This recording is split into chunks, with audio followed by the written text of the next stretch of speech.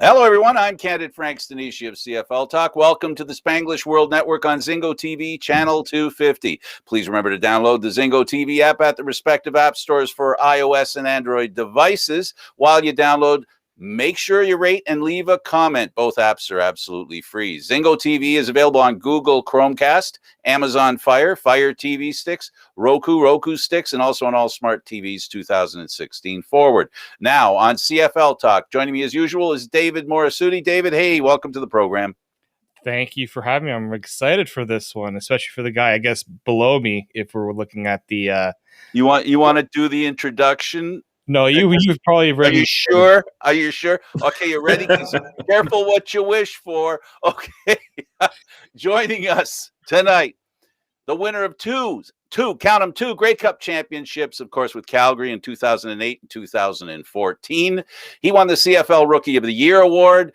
He was 5 times Western Division All-Star and 3 CFL All-Star awards. Second all-time on Stampede receptions, 805, receiving yards 250, and touchdown catches 65 behind Alan Pitts, a pretty big name. Club record for consecutive games with reception, a whopping 166 catches on August 24th, 2017.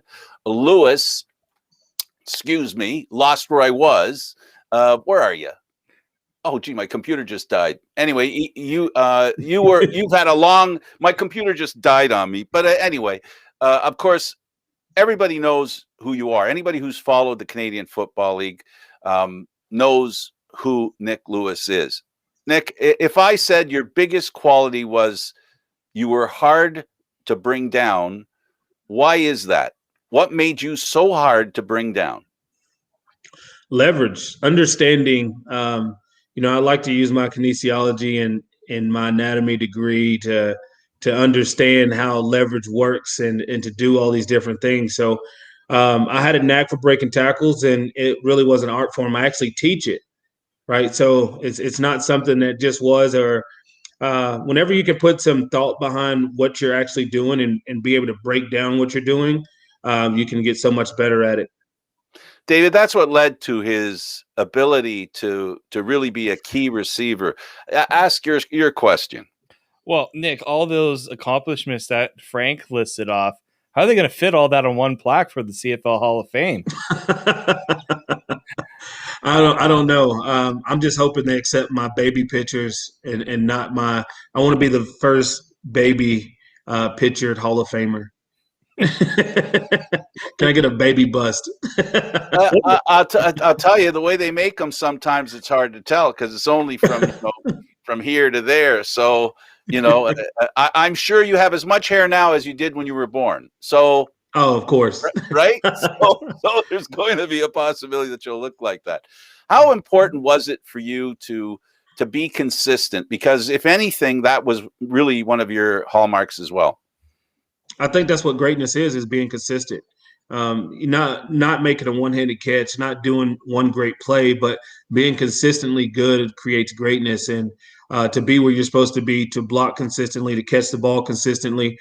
One of my greatest stats that nobody really talks about was being around 80% of balls thrown my way were completed.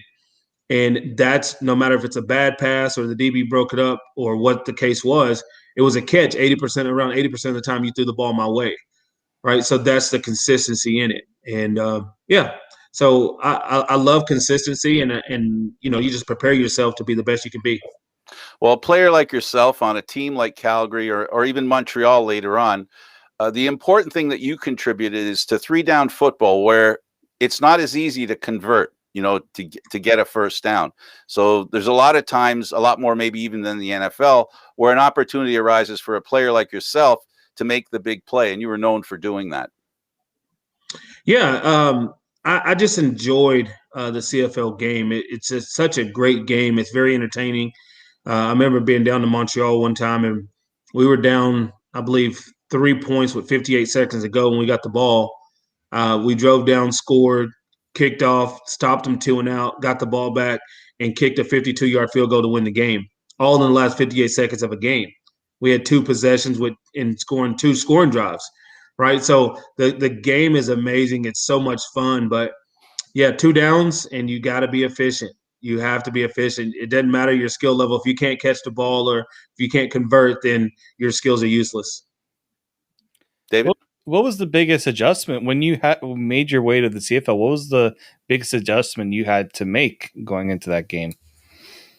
I think it was just the 20-second clock between the plays. I'd watched my cousin play arena football, and he was the offensive specialist, so he was in motion a lot. So being able to watch him do that and go in motion and be able to pick up some of the things that he did and use allowed me to come and do that seamlessly. Right, it was something different to me because I'd watched him do it for 4 or 5 years before I even became a pro. So for me to get out there and do it, I felt comfortable doing it from the first time. And then it was just everything else was just it, right? Bigger field, add one person, doesn't matter. It's just really going out and executing your game plan, right? Everything slows down over time, but at first you just go out there, run around, catch the ball, and try to make the best play you can. I'm sure there were a lot of teammates, coaches, players who were glad to see you make that big play, but I don't think anybody enjoyed it more than the opposition. I say that because if you didn't have success, you did have a bit of a reputation, and he can't reach through the monitor, can he, guys? You had a reputation of being kind of nasty. In fact, the other players in the league one year made you the fourth nastiest player in the Canadian Football League. But when we say nasty, we're talking within the rules, not. Oh you yeah, know, 100%. I mean, even if we weren't, that's what we'd be talking about. But anyway, the nastiness part of your game, where that edge, how much did that drive you for that consistency we talked about, and the other assets in your game? Well, my game was built around. I watched Michael Irvin play. Mike Irvin was very physical. The Eagles had to go out and draft Bobby Taylor, the 6'3" cornerback, to try to compete with Michael Irvin because he was so physical. So I wanted to make my presence known, even when I was smaller, is to be physical because I knew when the game was on the line in the fourth quarter, you weren't going to just stand there and be fresh when I'm not. So you're hitting me, you're doing things. So I'm going to go out there and I'm going to attack the defense every play. And when the game's on the line, we're both going to be in the same position, or I'm going to be a little bit better because I know that you've had a hell of a day trying to block me or trying to get off my blocks and trying to cover me all day. So I just wanted to go out there and inflict a little pain on the defense. And some of the nastiness comes from the crackback blocks, and that comes from being in the option offense in college. When you run the option and those safeties are coming downhill, looking at the back, lining them up, that's when they get taken out. So that's where the crackback blocks really started. It was in college, and it just kind of continued from there. But I've never – I think Greg Peach is the only person that I hit with intent, and that's because he was talking trash before that play, right? He told me I couldn't block him, and he's like, man, you can't block me. And just so happened the next play, Cortez calls that, and I knew exactly what was about to happen, right? Yeah. So the only time I've ever hit anybody other than that, it's all about me trying to help my teammates create the best play possible. Me cracking back on someone is not my intent to hurt them. It's my intent is to help. Because if you're going to cut back, now you have a cutback lane. If I don't make that block, or if I just stand there and watch the play, then I'm not helping my teammates. Yeah, in essence, because of the position you played in a crowd. There were a lot of people around, a lot of opportunities, a lot of players around for opportunities for contact. And I guess because you didn't sort of say, nah, you know what, I don't want any contact this time. You didn't avoid any contact. That's part of it. I let a lot of people go too. I let a lot of people go too. I've ran by people and I've yelled out bang, and it kind of shocks them for a second. They're like, man, I'm so glad you didn't hit me. Right. So there's been a few of those as well. And like I said, it's when we're competing, we're competing.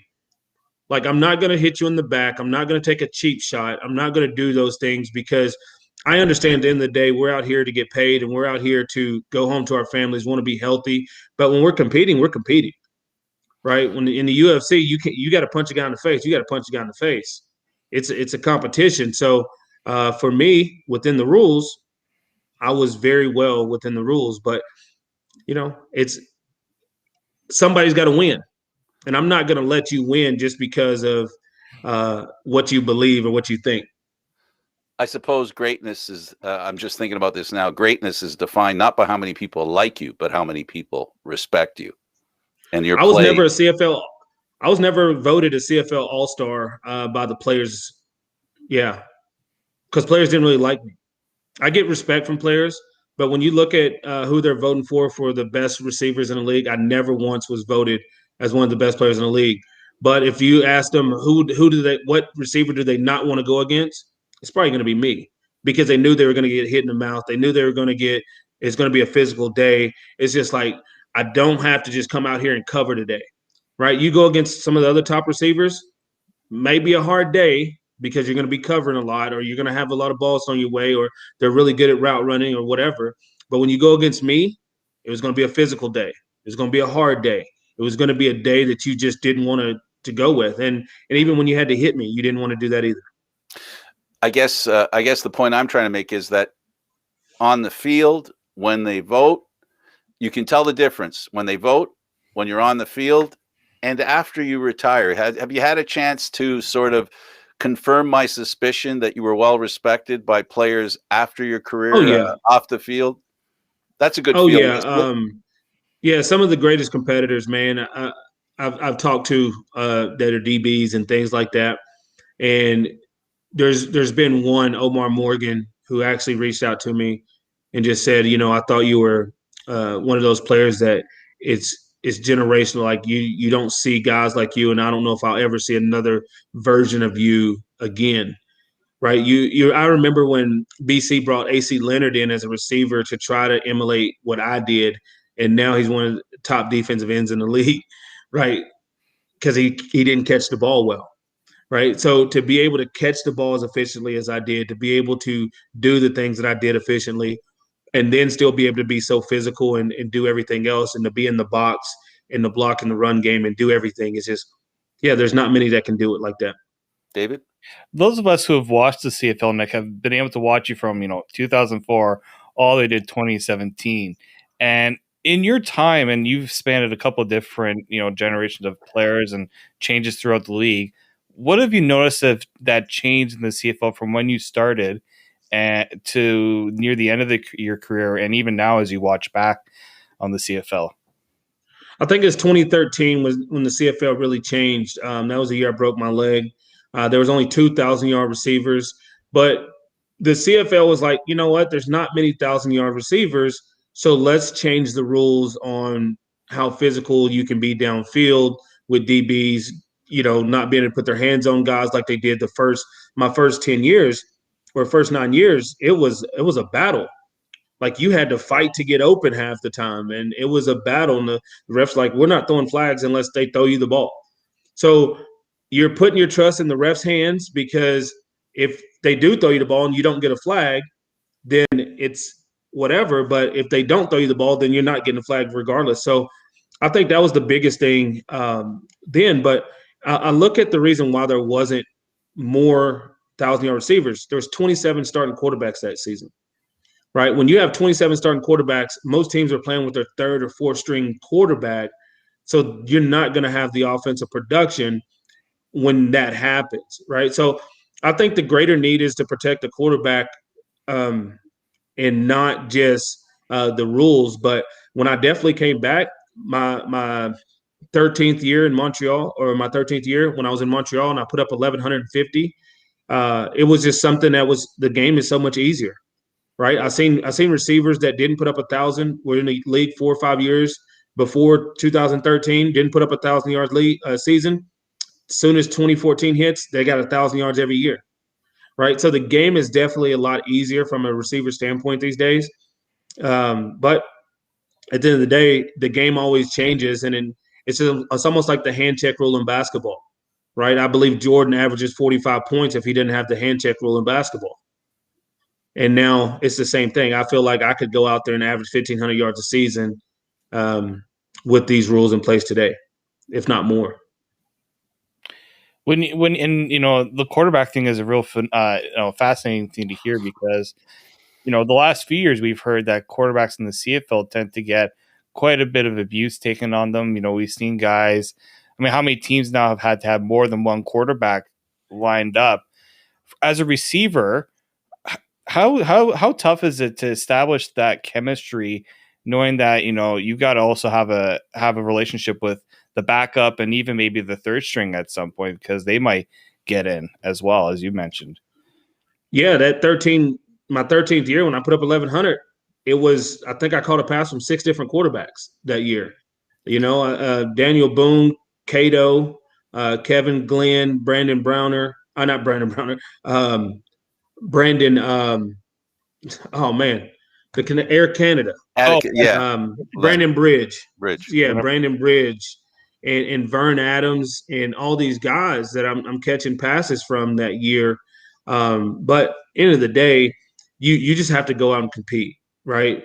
I think the biggest thing right now is when you look at the tackle situation, how skilled some of these pass rushers are, like Jaguar Davis, Charleston Hughes. You had John Bowman for a long time, and you've seen these guys get smaller.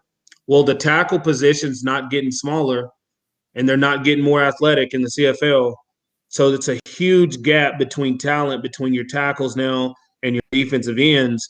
And now quarterbacks are taking a lot more hits, right? And that's where the talent gap has a change. And for teams that use Canadian tackles, it's even greater challenge for that team, right? So it just puts everybody at risk, man. When you have somebody out there that that can't block this guy across from you.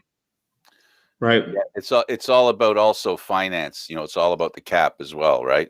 You want to you start spending money in a certain area and you don't spend money in another area, and that area becomes a contentious issue. And you're right. That's another conversation we could have for about an hour just on how to protect quarterbacks, because now one of the biggest things they do is they'll put 5 and 5 on 5 up front. They'll put your best rusher on your worst offensive lineman. And you put 4 guys in front of the other 4, makes everybody have to block one-on-one. Everybody's kind of spreads, and now he gets a two-way go on your worst lineman, right? Your best lineman, absolutely. Right? Or your best linebacker that's a pass rusher. You put Charleston Hughes on the worst lineman on the team, one-on-one with a two-way go, you're going to get sacks and you're going to get results. So therefore, those things like that really puts offenses in a bind is what the issue is. It's not the rules all the ways. It's just that talent gap between the offense and defensive line right now. There's another thing that affects receivers in that regard. Because of the talent level difference, you can rush 4 guys against 5. So now you got an extra guy downfield. Chris Jones dropping 9 guys from the 3-yard line into coverage. And It's like, man, run a quarterback draw. But you just never know what's going to happen. And I mean, I think these coordinators do a great job of scheming and matching up. When I was playing, most of the time you didn't see scheme like that. First time I ever seen it was Chris Jones when we played matchup man-to-man defense 90%. Where Brandon Browner was going to guard the most physical receiver, the tall receiver. Dwight Anderson's going to guard the fastest receiver. Brandon Smith usually guard the best receiver. And then it kind of went on from there with Keon and those guys. But that was the first time I've ever seen any defense kind of match up like that and not just implement a scheme that we're going to be good at. But now you see all this scheme that goes on. It's a tough game. It's definitely a tough game with the defensive schemes they have these days.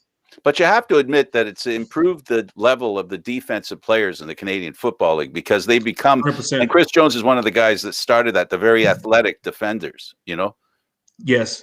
Yeah, you definitely have to be talented and you have to move forward because the talent level is on a different level. I always think kids now are so much more talented. I think they get dumber, but they're more talented, right? So I could think my way through a game. I had my first 10-catch game after playing with torn ligaments in my knee, right? It allowed me to think my way through games, and I didn't need talent to go out and play. I always equate myself to like Ray Allen. I can play forever because I can go out and knock down the 3 ball, right? I can go out and get first downs all day.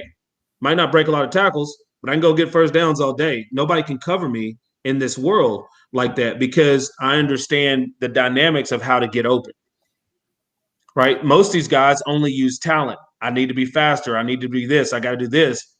No, I didn't need that, right? That's why the weight gain never affected me in my play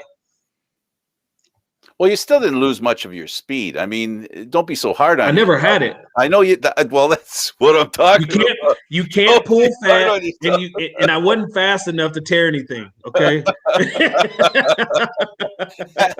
at the end of the day, when you spread your arms and took a position, you were hard to move, and in turn, you were the original. You are among a rare few receivers whose size did not. It intimidated, but it didn't intimidate yourself. You weren't intimidated by your size. And there are a few players like that where you have an ability to use your size to your advantage.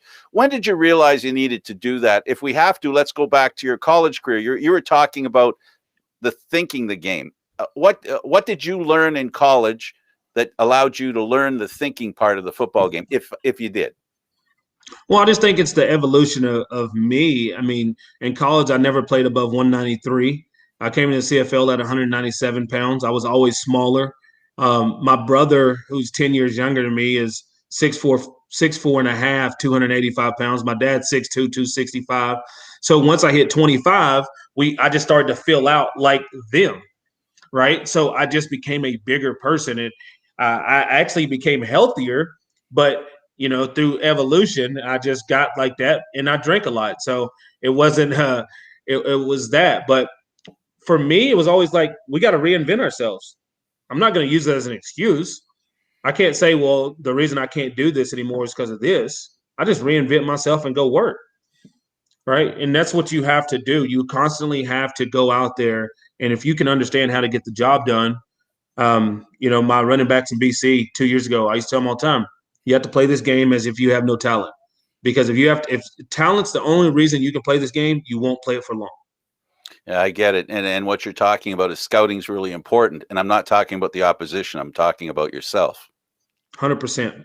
I'm not gonna go out there and try to do anything that Kenyon Rambo does.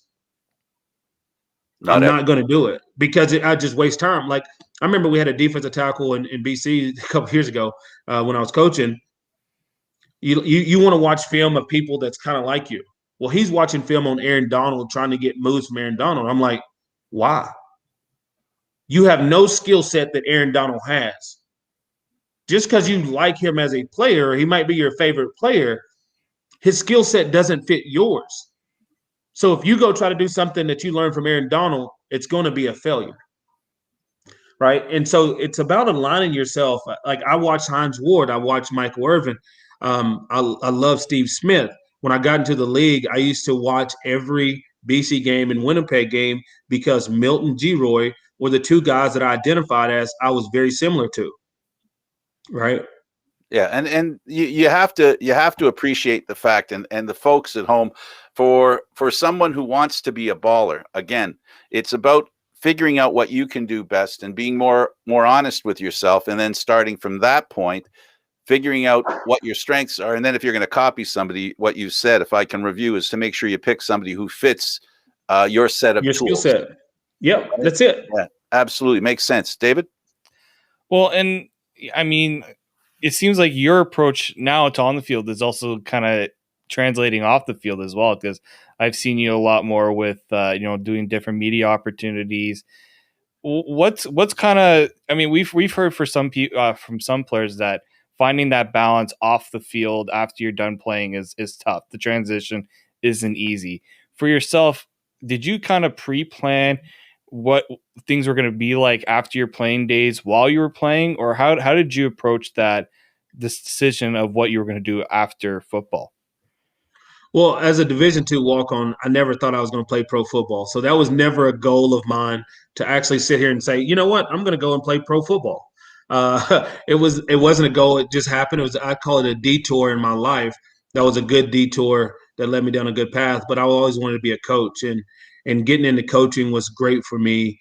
But I've always loved coaching, and I've always loved media, right? And I've always loved just being around people and engaging with people and talking about sports and doing things. So everything for me on that path was pretty much everything I wanted to do.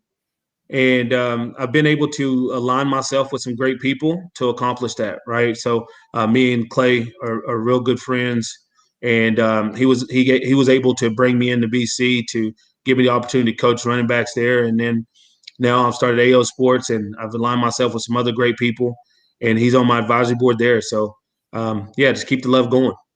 Yes. Let's talk about David. Let's talk about coaching. What did you pick up in coaching that helped you? Because you're a savant. You're a person who lives life and then sees within that life of living, you find something else. How did coaching expand your horizons? It was great. A lot of great players can't coach because they only have one way to do things, or they think people should do it their way.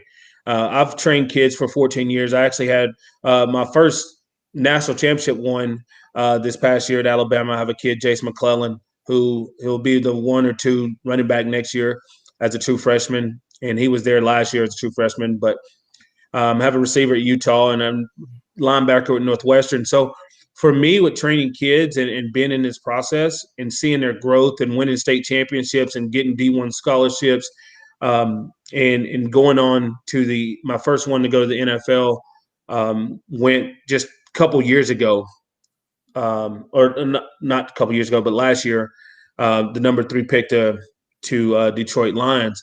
But being in that world is so much joy to teach something and then watch them be able to go out and do it. And for me in BC, I had Brandon Rutley, who were teammates for 3 years. So he gave me instant credibility he knew I was a smart player. So when it came to John White and the other guys in the locker room, he was able to say, you need to listen to Nick. And then when I was able to show them some of those things, it's kind of funny that they didn't really understand defenses. They didn't really understand defensive fronts. But as soon as they learned defensive fronts, I remember the game, like 7 games in, John White comes to me and says, man, this is easy now. He goes, I never knew this like this, because the defense is always going to try to funnel you somewhere. And if you're guessing every time you're running the ball, then it's going to be a hard day. But if you have a plan in place where, okay, I'm getting the ball, but my eyes are here, then my eyes go to here, and it tells my feet where to go, right? So everything like that has nothing to do with talent. It just has to do with me. I tell them all the time, my job is to get you to the line of scrimmage. Your job is to do everything after that, right? That's where you become special. And they were great with it. And one thing in hearing this about like your relationship with the players, as a player yourself, you probably know the importance of earning the trust of the player to say, if you do it this way, you will have success. What allowed you to really enforce that especially when you're in BC? Well, I've always been around the box in Calgary calling. I had to know fronts. I had to do everything. But I just remember, just all those instances where I'm trying to teach them different things to make the game a little bit easier for them, right? I didn't try to change who they were as athletes, just try to improve what they did. And I remember one time we ran a counter play, and they called the defense called timeout right before the play. And John, I told him to come here, and I told him, I said, look, press it 2 steps, and it's gonna open up out the back door. He did exactly what I told him to do. It opened up out the back door. He was one-on-one with the corner, went to make a move and fail. He came to the sideline and was like, how did you know that was going to be there? And I said, it's just because I see it, right? As long as you can see it, and that's where so many athletes are today, right? I know I said dumber earlier. They're not really dumber. It's just they don't know. They don't have the knowledge and education of the game, right? Because their athletic ability doesn't allow them to go out. It's almost like some basketball players can go dunk it, can go do all this other stuff, but then they can't dribble a ball between their legs, or they can't do this. They can't jump rope. They can't do simple things, but then they can go out and do amazing things. And that's just the way the game is going. It's less towards the knowledge of the game and understanding. It's just more towards, I need to be the best athlete on the field. Yeah, you have an issue with players where their role changes as they advance in their career, and sometimes I think they have to adjust to the new version of who they need to be. Yes, 100%. And that's a hard transition for most players. I understood my transition. Like when I broke my leg, it helped me transition easier. And looking, I mean, I was big on the NFL draft and following some of the pro days and hearing like some of the analysis and profiles of these draft picks. And you hear a lot about, oh, this guy ran this time, he did this many reps or things like that. But hearing you talk, it's like, it tends to get forgotten how a player reads how the quarterback reads the defense or how a receiver, reads the coverage of what's out there. You feel like some of that's being forgotten, especially at the younger levels, because all these players want to focus on their skills, running, their strength, their catching, and all those things. I think it's not being developed, and the reason is now these kids are trying to win national championships in Pee Wee football and all these little leagues and things like that. So what does the coach do? The coach gets the ball to his best player. Nobody else gets better, and his best player gets beat down. Right? There's no skill in it. Like there's no coaching in it. There's no coaches out there to saying, I can make these kids better. They're just saying, we're going to get the ball to our best player, and if I have the better players, we're going to win the games. And then that carries on to the next level, to the next level, to the next level. And, some of these kids that were probably good to average are not getting better, and they're not getting the coaching. And then when you look at the CFL, when they're cutting coaching salaries and everything like that, you're losing good coaches. You're losing people that can actually teach people. I remember in Montreal, Cavis was like, hey, we have a good young quarterbacks. I said, who do you have to teach them to be better? Nobody. You have no one that can teach them to be better. So why do you need a stable of young quarterbacks if you don't have anyone that can help them be better? And that was an issue in 2019. I think it was 2018 and 2019 when the Argos, they bring in an offensive coordinator, but they don't have a quarterbacks coach. And the offensive coordinator obviously has to handle the whole offense and not just the quarterbacks. And that part of the game gets lost.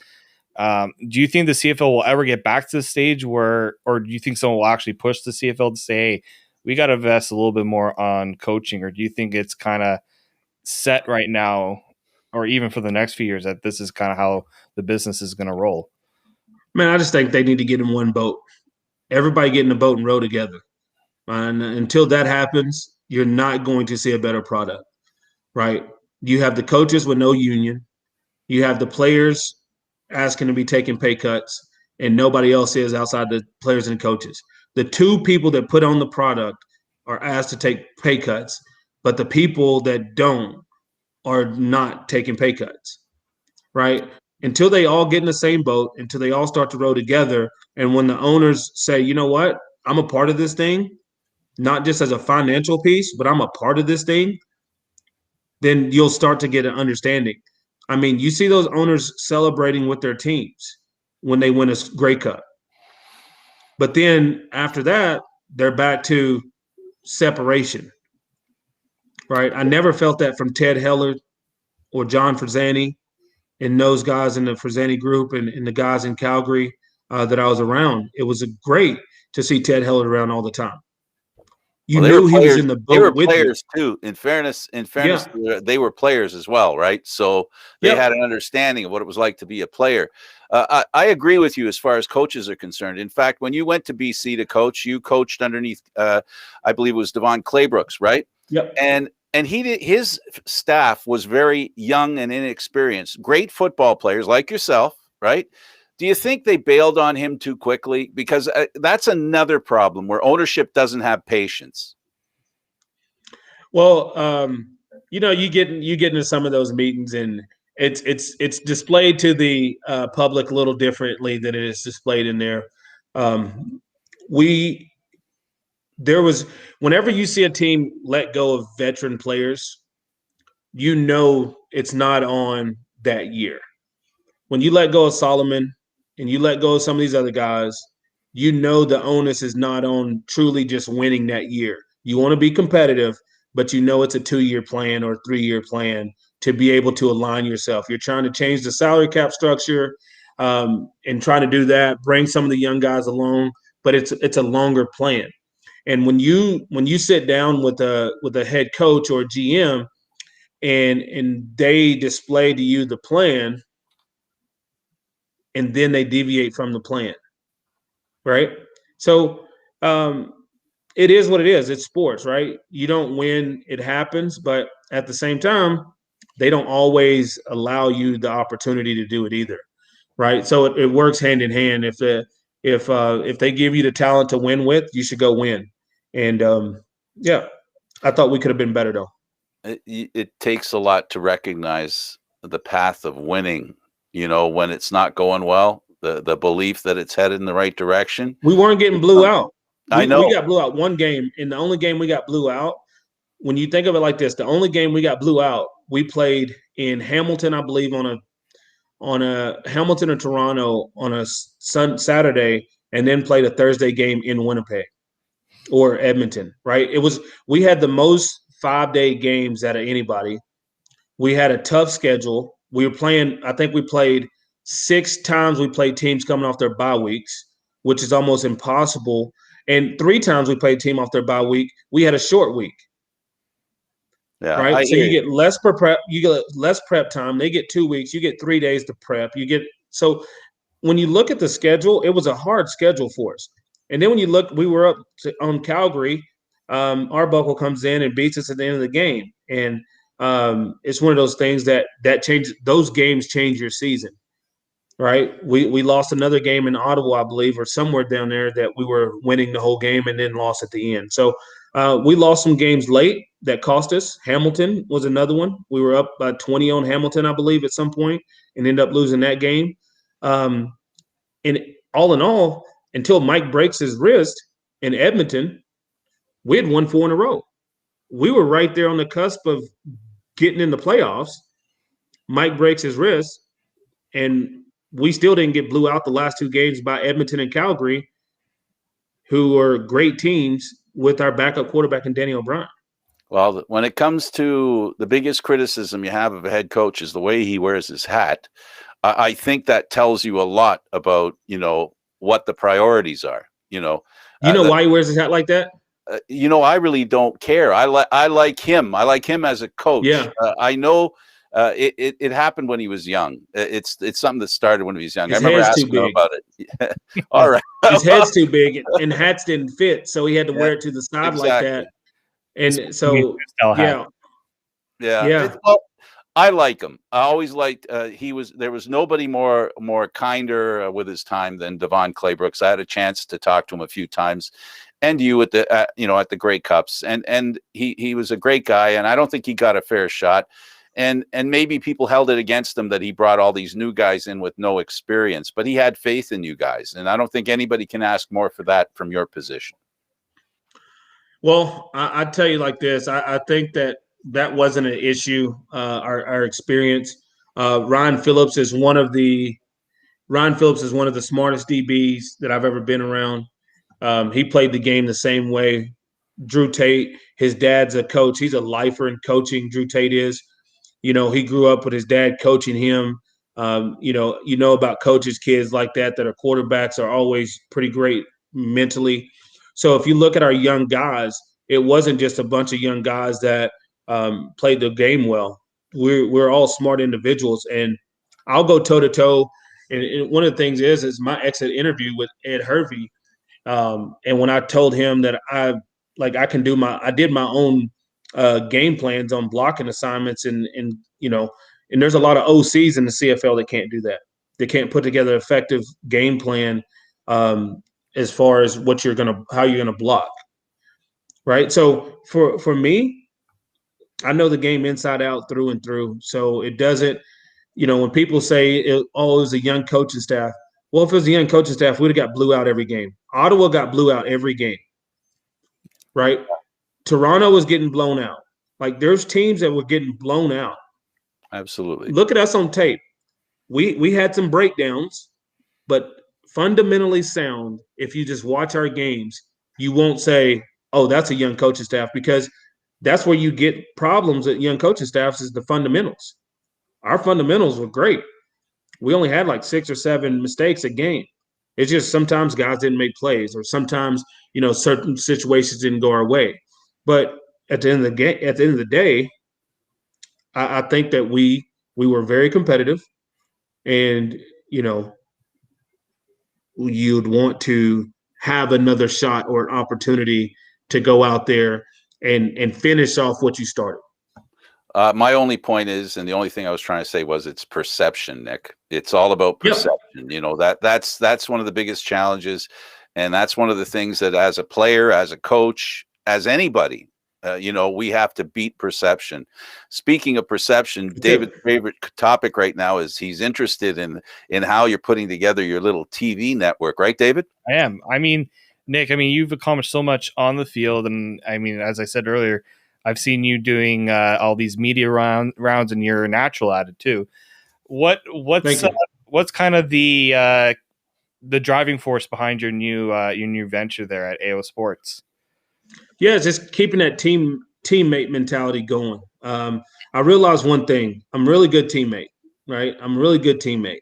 I've done it for so long in my life. 26 years of football allowed me to see that I'm a really good teammate, and I wanted to create a world where I could still be a teammate. And with everything that I've seen with Spotify and YouTube and all these places that you can put your content, you can't make money.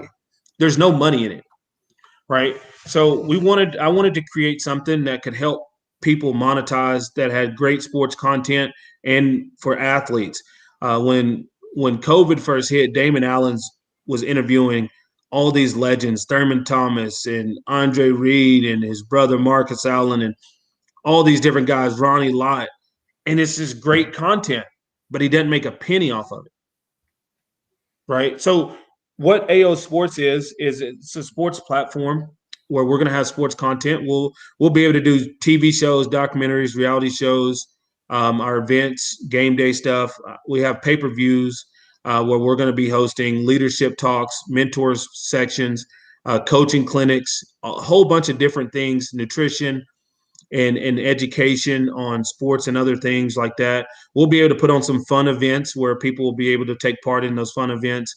And we'll have AO Evolve, which is if you want to learn how to play receiver from me, or learn how to play defensive tackle from Warren Sapp, or learn how to play quarterback from Damon Allen or Jeff Garcia, they're going to put their packages up there, and you're going to be able to get those and to be able to learn your craft from some of the greatest to ever do it.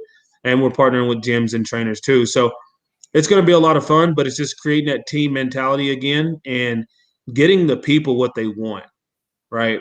When I'm able to sit there and my show, my actual show will be on there, not just my podcast, but my actual show, my CFL show will be on there. And when I get to break down these games and I get to talk to you exactly the way I want to talk to you, and it's not about one of these other companies telling me what I can and can't say, you'll get the truth, right? And then that's where it's fun. And it's funny that you bring that up, Nick, because with the CFL especially, one thing people have always said is there's a lack of other coverage, right? We know that TSN is the main rights holder, but it seems like you go to another network, it's not around.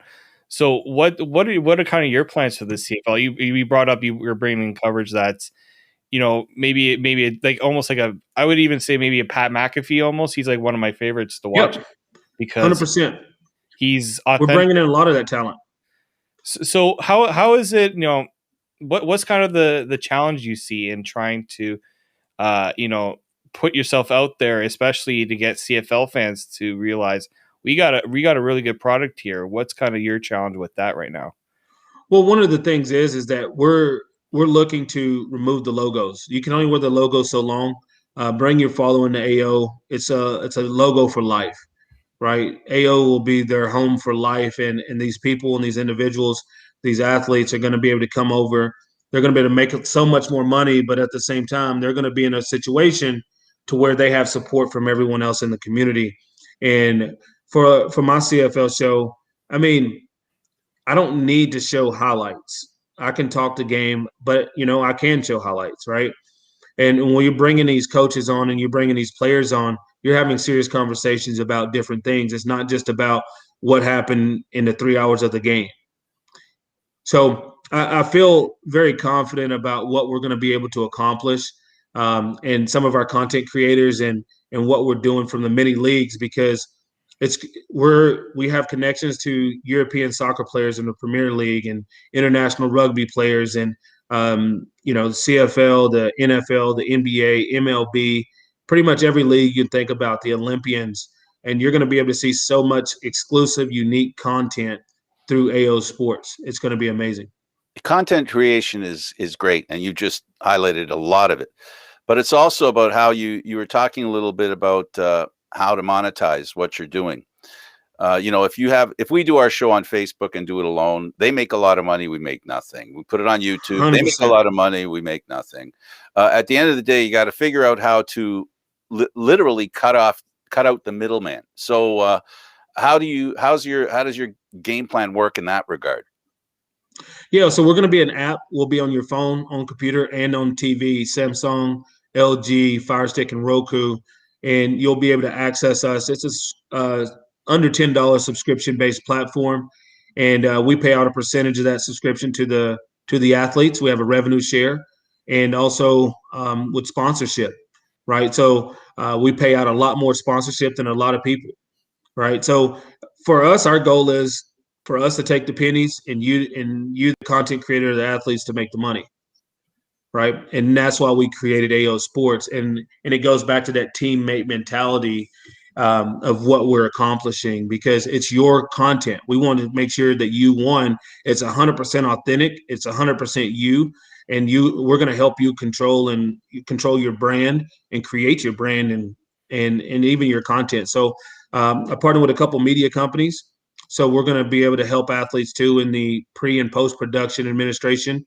And also we're partnering with multiple marketing teams and marketing companies that will create the infrastructure to help these guys market their material and their content to make even more money.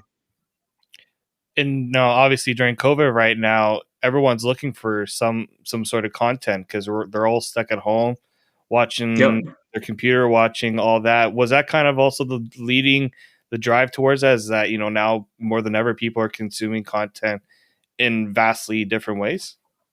I think it helped, right? I definitely think it helped me in doing this. It actually helped me get it done faster, right? Something that I've started on in 2019, but through 2020, I was allowed to set my feet down and really start to work on this. I had a game plan to put out the First Down Factory, my CFL show last year. And then at the Grey Cup in Sask, I was going to host an event and then bring in athletes, show them what I did, and then create it for 2021. But now I was able to work out all the details, build my team. I have an amazing advisory board and like Damon Allen and Tad Cornegay and Devon Claybrooks and Garrett Jones and so many other guys and women. And I believe Dr. Jen Welter is about to join our advisory board soon as well. So we're going to be bringing a lot of women's content there as well.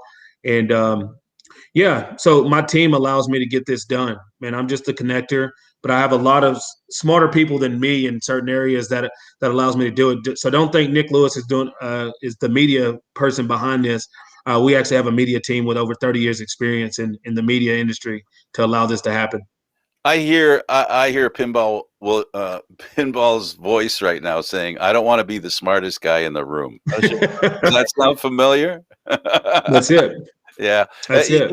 You really do have to engage with people and obviously understand almost like your career, right? As you're playing each game, each moment, each change, there has to be a lesson learned.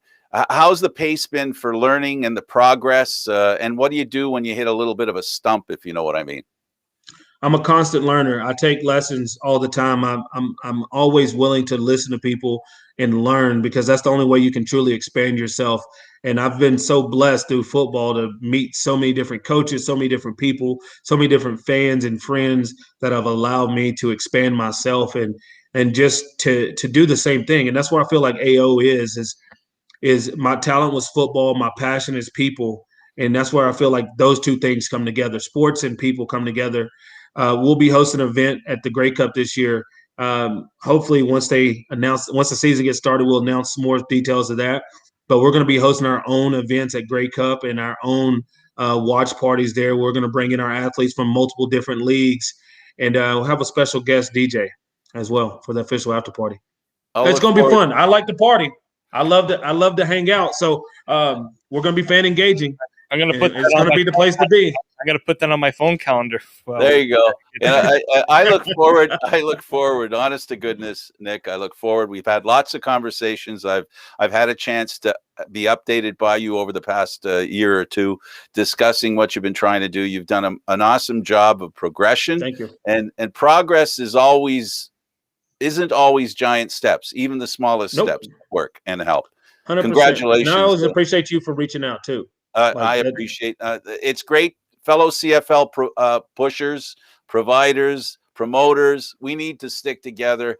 And I hope, things get better. I know it looks a little tough, but hopefully things will get better and your business booms, as does the Canadian Football League. Thank you very much. My pleasure. That's Nick Lewis, one of the greatest football players in the Canadian Football League, the guy you don't want to be in the trenches with because apparently he's mean. David, thanks for being on, and of course for Nick Lewis. David, thank you for being on as usual. Of course. All right, so thank you to David and of course Nick Lewis. I'm Candid Frank Stanisci. Thank you for watching CFL Talk, seen live Mondays at 1 p.m. Eastern Standard Time. This show can also be heard on the Spanglish World Radio Network for CFL Talk, news, entertainment, and other sports programming we offer. Please check out Spanglish World. Spanglish World. Watch it, hear it, read it, download it, and live it. Thank you for watching. I'm Candid Frank. Until next Monday, 1 p.m.